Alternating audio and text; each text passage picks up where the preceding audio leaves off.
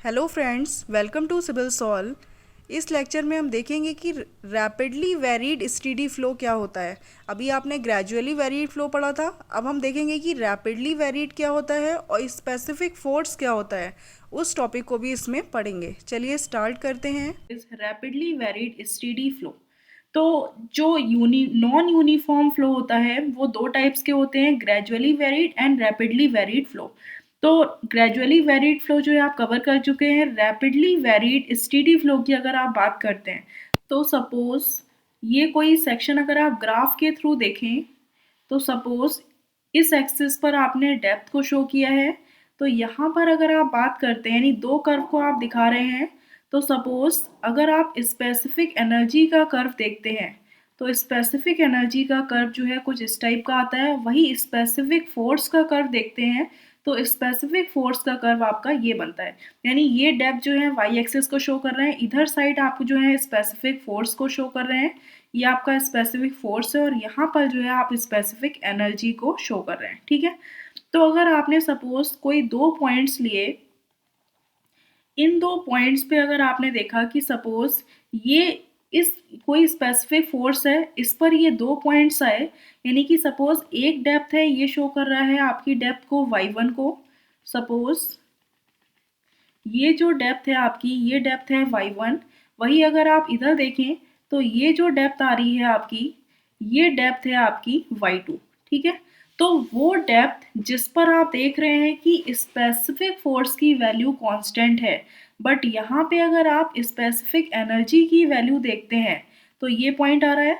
यानी कि y2 के रिस्पेक्ट में जो एनर्जी है E2 और y1 के रिस्पेक्ट में है E1। तो इनके बीच में जो एनर्जी का लॉस है सपोज वो EL है। तो वो डेप्थ आपकी कॉन्जुगेट डेप्थ कहलाती है, जिस पर स्पेसिफिक फोर्स की वैल्यू तो कांस्टेंट है उस दोनों डेप्थ के लिए, बट स्पेसिफिक एनर्जी की वैल्यू जो है वो कांस्टेंट नहीं है, क्योंकि यहाँ पर कुछ जंप अगर होता है। रैपिडली वेरिड स्टेडी फ्लो का एग्जांपल क्या है? Hydraulic jump. तो जंप की वजह से जो है कुछ लॉसेस हो जाते हैं एनर्जी में, तो वो लॉस आपका EL को शो करता है। ठीक है, इसी की वजह से कॉन्जुगेट डेप्थ के केस में एनर्जी, स्पेसिफिक एनर्जी कांस्टेंट नहीं होती, सिर्फ स्पेसिफिक फोर्स की वैल्यू जो है वो कांस्टेंट रहती है। अब सपोज आपने बात करी, पहले आपने देखा था ऑल्टरनेट डेप्थ। तो ऑल्टरनेट डेप्थ क्या थी? वो डेप्थ थी जिस पर specific energy and specific force दोनों ही वैल्यू जो है वो कांस्टेंट रहती हैं। लेकिन कॉन्जुगेट डेप्थ आता है तो कॉन्जुगेट डेप्थ वो डेप्थ होती है जिस पर स्पेसिफिक एनर्जी की स्पेसिफिक फोर्स की वैल्यू जो है वो सिंपली कांस्टेंट रहती है, स्पेसिफिक एनर्जी की वैल्यू कांस्टेंट नहीं रहती। तो ये ऑप्शंस में ऑब्जेक्टिव में पूछ लेते हैं क्वेश्चंस, ध्यान में रखिएगा। जो दो डेप्थ हैं, जैसे कि जो y1 एंड y2 की बात करी थी, ये डेप्थ आपकी कॉन्जुगेट डेप्थ कहलाती हैं। ठीक है, तो आपने देखा कि जो y1 है ये आपकी क्या है? वाटर डेप्थ है इन सुपर क्रिटिकल जोन में। सुपर क्रिटिकल जोन, क्योंकि डेप्थ जो है आपको पता है स्पेसिफिक एनर्जी से क्रिटिकल डेप्थ से कम डेप्थ है, इसका मतलब है सुपर क्रिटिकल जोन में जो है ये डेप्थ है। वही जो y2 डेप्थ है ये वाटर डेप्थ है इन सब क्रिटिकल जोन में, क्योंकि ये क्रिटिकल डेप्थ से इसकी वैल्यू ज़्यादा है। ठीक है, इसीलिए y1 एंड y2 को या तो आप सिक्वेंट डेप्थ भी बोलते हैं, सिक्वेंट डेप्थ, या आप कहते हैं कॉन्जुगेट डेप्थ। तो कॉन्जुगेट डेप्थ किस केस में होती है? जहाँ पर हाइड्रोलिक जंप अगर होती है, और हाइड्रोलिक जंप की जो डेप्थ होती है, जो y2 माइनस y1 जो होता है, ये डिफरेंस जो होता है ये आपका कहलाता है हाइट ऑफ जंप। तो जंप की जो हाइट है वो आपकी y2 माइनस y1 कहलाती है। कुछ एजम्पशंस हैं, देख लीजिए। Before and after jump flow is uniform. तो ये मान के चलते हैं जंप होने से पहले और जंप होने के बाद में जो फ्लो होता है वो यूनिफॉर्म होता है, और जो प्रेशर डिस्ट्रीब्यूशन होता है वो हाइड्रोस्टैटिक होता है।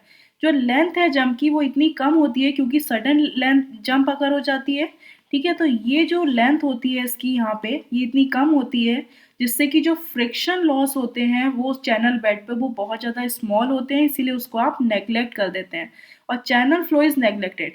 जंप टाइम पे जो चैनल में फ्लो हो रहा है उसको आप कंसीडर नहीं करते, ये मान के चलते हैं कि मैक्सिमम जो है फ्लो वो किस में कन्वर्ट हो रहा है? जंप में कन्वर्ट हो जा रहा है।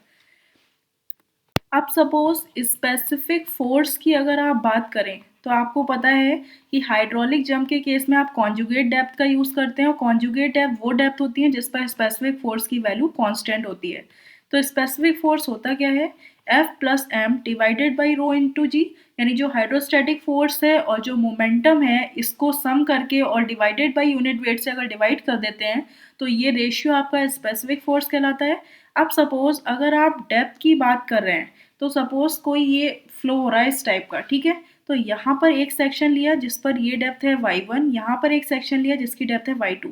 तो इस पर जो प्रेशर डिस्ट्रीब्यूशन होगा वाटर का वो कुछ इस टाइप का होगा, यानी कि जो फोर्स एक्ट कर रहा होगा, सपोज ये फोर्स F1 है जो यहाँ पर एक्ट कर रहा है, और यहाँ पर जो प्रेशर डिस्ट्रीब्यूशन है ये आपका F2।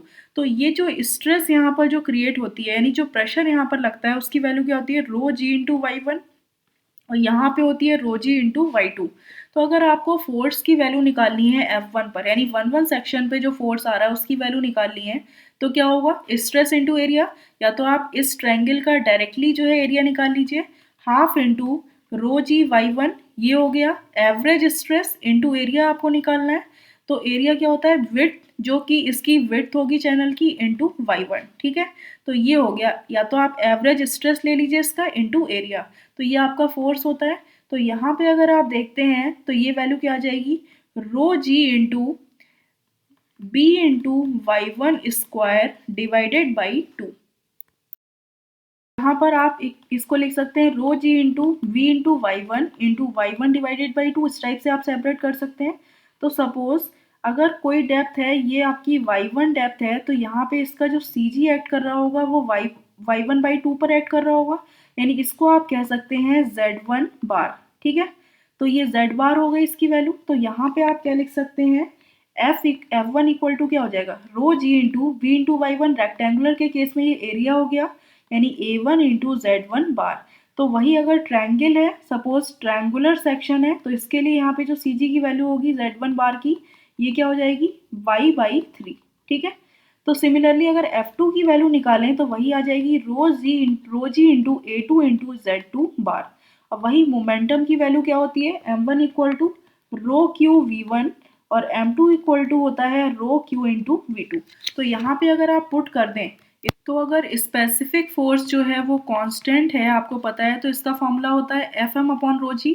तो आप ये कह सकते हैं F1 m plus M1 upon rho g एक सेक्शन पे, प्लस सेक्शन 2 पे जो होगा specific force F2 plus M2 upon rho g, और इनकी वैल्यूज जो है in terms of conjugate depth क्या होगा, कांस्टेंट होगा। तो F1 को आप क्या लिख सकते हैं, rho g A1 Z1 bar divided by rho into g, plus M1 होता है rho q into V1 divided by rho into g. F2 की वैल्यू सिमिलरली यहाँ पर रख सकते हैं, rho g A2 Z2 bar upon rho into g plus rho into q V2 divided by rho into g, ठीक है। तो यहाँ पे आप देखेंगे रो जी कैंसिल हो जाएगा, तो ये वैल्यू आ जाएगी A1 Z1 bar plus rho into q, V1 को क्या लिख सकते हैं, Q अपॉन A1। तो ये रो जी आ जाएगा A1 इक्वल टू, यहाँ पे आ जाएगा A2 Z2 बार, ये से कैंसिल हो जाएगा, plus rho into q, V2 को लिख सकते हैं Q अपॉन A2। तो रो जी इंटू A2, तो रो से रो कैंसिल आउट कर सकते हैं आप। तो फाइनल जो इक्वेशन डेवलप हो जाती है A1 Z1 bar plus q square upon GA1 equal to A2 into Z2 bar plus q square upon G into A2। तो स्पेसिफिक फोर्स अगर कांस्टेंट है, तो कॉन्जुगेट डेप्थ अगर केस है कॉन्जुगेट डेप्थ का, तो उसको सॉल्व करने के लिए यूज करने के लिए आप इस इक्वेशन का यूज कर सकते हैं। स्पेसिफिक फोर्स के केस में ये इक्वेशन डेवलप हो जाती है। अब सपोज बात करते हैं hydraulic jump in horizontal rectangular channel की, अगर आप बात करते हैं तो कॉन्जुगेट डेप्थ में क्या रिलेशन बनेगा। तो सपोज आपको पता है स्पेसिफिक फोर्स कांस्टेंट होता है, तो q square upon g A1 plus A1 Z1 bar equal to होता है q square upon g A2 plus A2 into Z2 bar. तो आपको पता है कि जो रेक्टेंगुलर चैनल है तो उसमें विड्थ क्या होगी b और डेप्थ क्या होगी y, ठीक है। तो यहाँ पे Q square upon g, A1 को क्या लिख सकते हैं, एरिया को v into y1 plus A1, यानी कि एरिया क्या होगा v into y1 into Z1 बार की वैल्यू होगी y1 डिवाइडेड बाई 2। सिमिलरली यहाँ पर भी लिख सकते हैं q square upon g b into y2 plus b into y2 into y2 divided by 2, ठीक है। तो यहाँ से आपको पता है कि क्यू स्क्वायर, इस जो कैपिटल क्यू है दोनों अगर आप इसको विड्थ से डिवाइड कर दें पूरी इक्वेशन में तो यहाँ पे बी स्क्वायर आ जाएगा।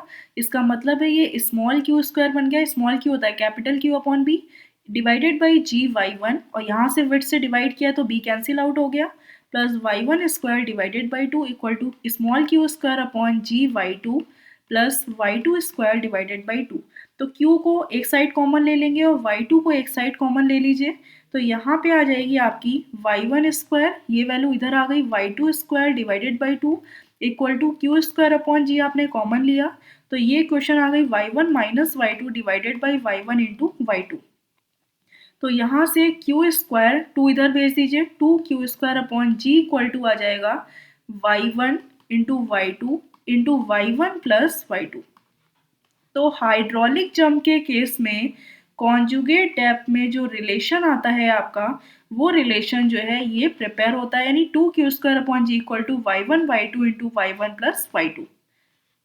अब सपोज नेक्स्ट रिलेशन आपको डेवलप करना है, तो ये इक्वेशन आपको पता है two q square upon g equal to y one y two into y one plus y two. तो अगर दोनों साइड जो है अगर आप वाई वन क्यूब से डिवाइड कर दें तो यहाँ पे भी वाई वन क्यूब से डिवाइड कर सकते हैं, तो कोई फर्क नहीं पड़ेगा, तो वाई वन क्यूब, ठीक है। तो सपोज अगर आप f1 फ्रॉड नंबर की बात करते हैं तो क्या होता है, f1 equal to v one upon root of g y one होगा। तो यहाँ पे v1 को क्या लिख सकते हैं, q डिवाइडेड बाई a1 यानी v into y one into g y one, ठीक है। तो ये वैल्यू आपकी आ जाएगी, ये स्मॉल क्यू इसको बोल सकते हैं small q upon root of g y one cube. इस वाई वन को अंदर भेज दिया स्क्वायर रूट में, तो ये वाई वन क्यूब हो गया। तो ये वैल्यू जो है आपकी क्या आ रही है, क्यू अपॉन रूट जी वाई वन क्यूब, यानी कि यहाँ पे अगर एफ वन स्क्वायर की वैल्यू आप फाइंड करेंगे तो क्या आ जाएगी, Q square upon g y one cube. तो आप यहाँ से देख रहे हैं कि Q square upon g y one cube की वैल्यू क्या हो गई, एफ वन स्क्वायर। तो यहाँ पे अगर आप पुट कर देते हैं तो two f one square equal to क्या आ जाएगा, y one y two into y one plus y two divided by y one cube. तो यहाँ पे अगर डिवाइड कर दीजिए मल्टीप्लाई करके तो ये वैल्यू आपकी आ जाएगी, y one square cancel out हो जाएगा, यानी y two upon y one plus y two upon y one whole square, ठीक है। ये आपका आ जाएगा to f one square.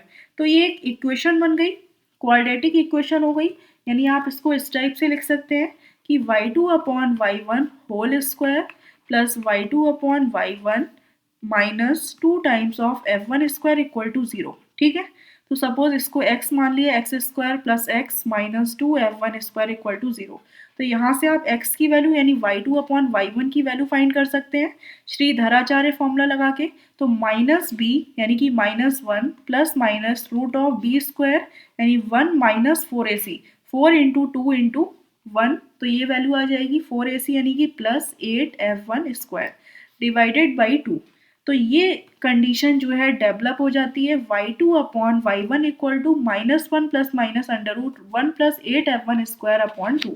Similarly अगर आप पहली इक्वेशन में वाई टू क्यूब से डिवाइड करते तो y one upon y two का अगर आपको रिलेशन निकालना है तो जो बॉटम में जो टर्म होता है फ्रॉड नंबर उसी के केस में आप लिखते हैं, यानी minus one plus root of one plus eight f two square divided by two. तो ये कंडीशंस जो हैं वो ध्यान रखिएगा, ठीक है। अब सपोज नेक्स्ट जो कंडीशन आपको प्रूव करनी है दैट इज एनर्जी लॉस के टर्म में, यानी कि जो कॉन्जुगेट डेप्थ है उसमें आपको एनर्जी लॉस की वैल्यू फाइंड करनी है। तो आपको पता है एनर्जी लॉस क्या होगा कि जो फर्स्ट टर्म में जितनी एनर्जी थी y one plus v one square upon two g, तो सेकेंड टर्म में कुछ लॉस हो गया यानी कि y two plus v two square upon two g. E one minus e two क्या होगा, उन दोनों के बीच में एनर्जी लॉस है, तो यहाँ पे ई वन की वैल्यू ये है और ई टू की वैल्यू ये y two plus v two square upon two g है।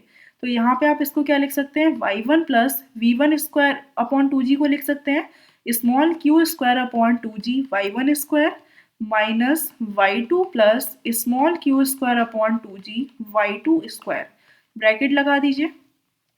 तो अब यहाँ से y one minus y two ये वैल्यू आपको अलग मिल गई, plus q square upon two g अगर आप कॉमन लेंगे तो ये वैल्यू आ जाएगी one upon y one square minus one upon y two square, ठीक है।